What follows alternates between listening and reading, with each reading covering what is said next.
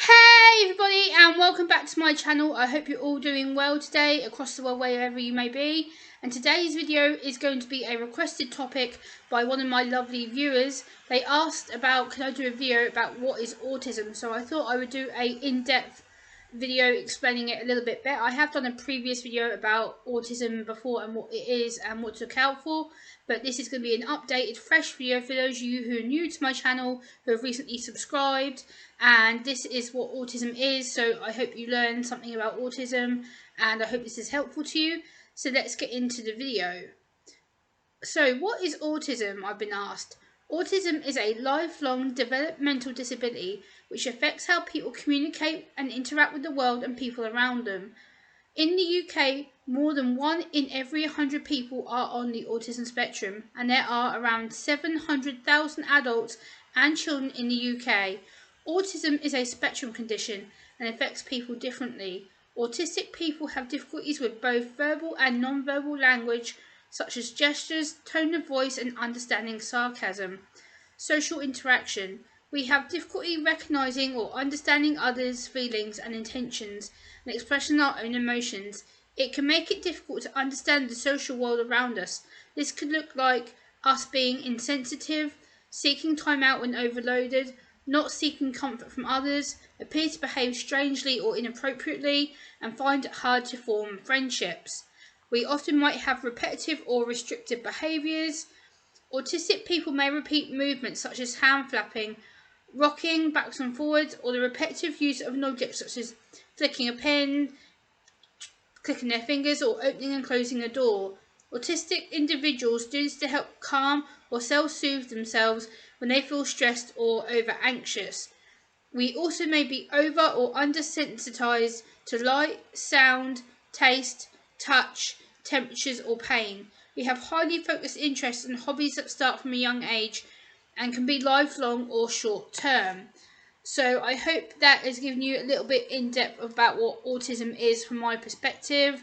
And this information I've got from the National Autistic Society, which is the UK's national autism charity. I will link their website down below, and I will link the information so you can go and read it for yourselves if you wish to find out more about autism. But my autism is high functioning. I was diagnosed in 2014 at the age of 25.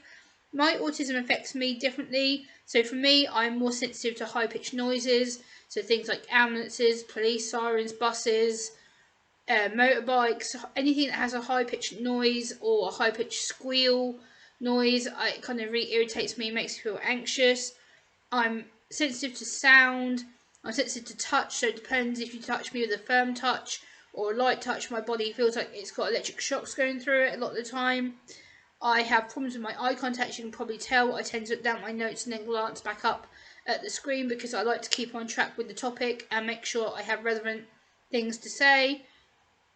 Eye contact is also very difficult for me because I feel that I'm having to constantly stare at you and go into a person's privacy and into their own personal boundary. So again, that can cause problems for me with regards to making friends and talking to people because they may feel I don't care or I'm rude or antisocial, when it's not the case at all. Eye contact just mentally and physically drains me to the point where I have to just disappear and look after myself. I also may have inappropriate body language because my body language doesn't often convey what I'm trying to say. I may look one way and be saying something, and then you might read me and think, oh, well, Gemma's saying something completely different to me. So again, I'm not very good with my body language or interacting in large groups of people. I get overstimulated in large groups of people.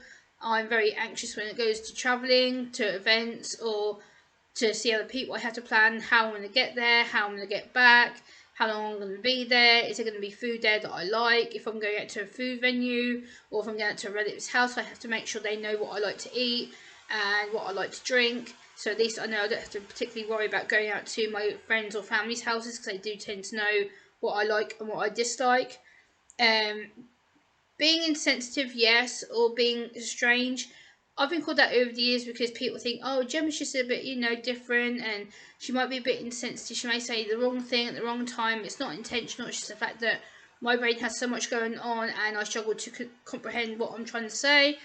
Friendships, yes, this is a big area for me. Friendships is something that I struggle with over the years. I've always struggled to keep a friend. I've always struggled to maintain a long friendship. At the moment, I am doing well. Me and my best friend have been best friends for nearly 9 years, so I've managed to keep her, maintain the relationship and the boundaries very well.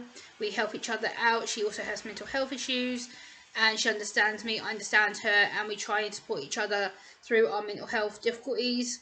And we try our best to support one another by giving each other space, and we try to help out by meeting up at least once to twice a week, and we go out and do things with each other. So friendships have been really difficult because it's something I've had to learn to do. I've had to learn personal boundaries. I've had to learn how to communicate with her. She's had to learn how to communicate with me, and it's kind of become a ongoing thing with us. Over or sensitivity to light, sound, touch or taste? Yes, not so much with light. Light doesn't really bother me that much, but sounds and taste, yes. Sounds for me, like I said at the beginning of this video, I'm very insensitive to sounds. A lot of high pitched noise I can't do. It just really aggravates me. Taste, I don't really like things that are sour or bitter, or things that have a bit of spice to them, especially spicy food I don't really like, because it's like that gag reflex starts kicking in. But I'm quite good with a lot of foods. I'm quite good with a lot of touch, especially if it's firm touch. If someone's giving me a hug or a kind of like a pressure hug, I'm like, oh, and I really like it, and it really makes me feel good.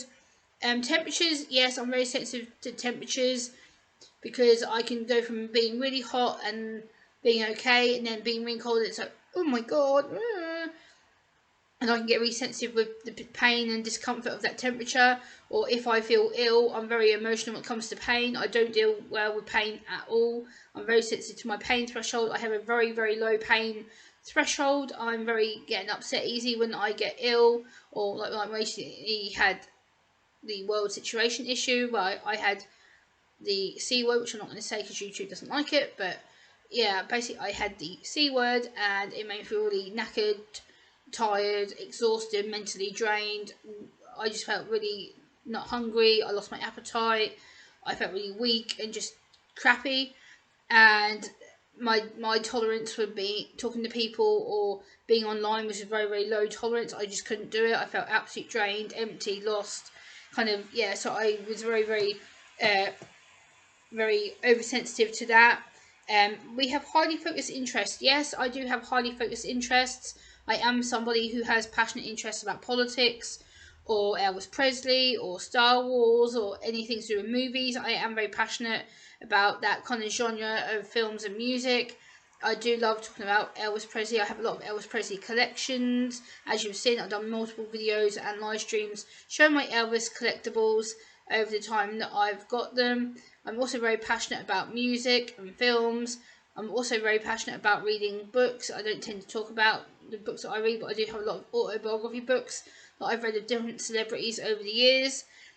So yeah, my lifelong interests have been started from quite a young age.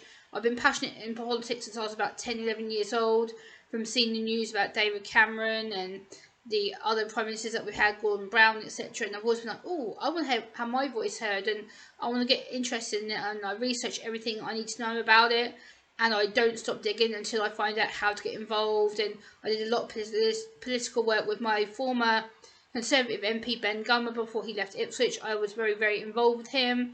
I did a lot of political work with regards to disability, autism, and making my town more accessible for people who have disabilities.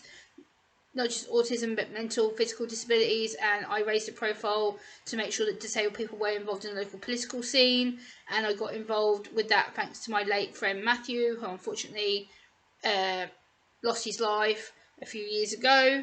But if it wasn't for him, I probably wouldn't have got involved as heavily as I did in the political circle and in the political community. I do a lot of disabled advocacy, and I work with other autism charities, disability charities, who have been supportive of me over the last few years since I've got into the advocacy campaign. So that has become a lifelong interest for me, and a lifelong passion to raise the awareness of autism and acceptance of it.